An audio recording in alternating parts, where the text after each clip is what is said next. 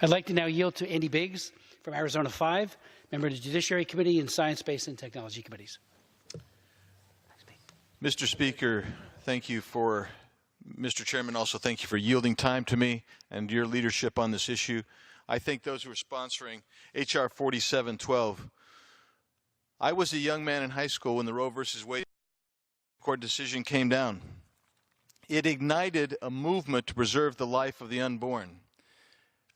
My mother and my future mother-in-law began working in the trenches on this to see this pernicious and barbaric practice eliminated.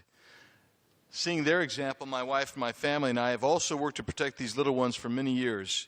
We have worked for pro-life causes in the community, internationally, and in the state legislature.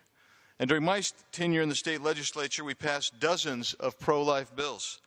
And I'm pleased to say that since 2009, Arizona has passed and had signed into law 37 bills promoting the protection of unborn babies.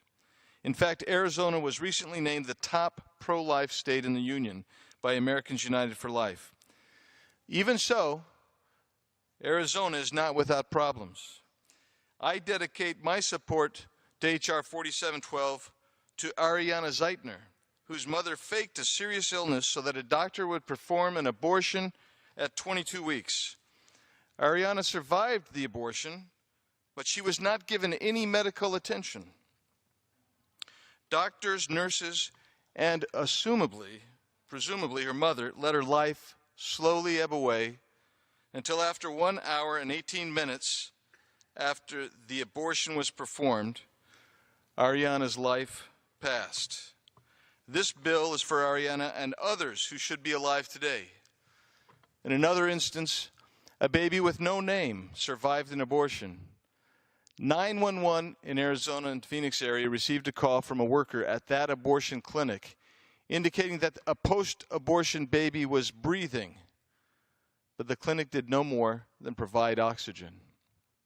The baby passed, dying before the arrival at the hospital. I dedicate this bill to all of the unnamed victims of abortion. Mr. Speaker, if a baby survives an abortion, it is not an abortion. It is a birth. It is inhumane to allow a baby who survives an abortion to simply die from neglect and inattention.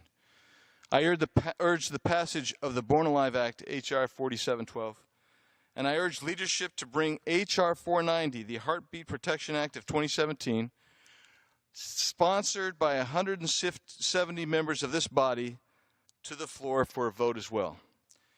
Again, thank you, Mr. Smith. I yield back. I thank my good friend from Arizona.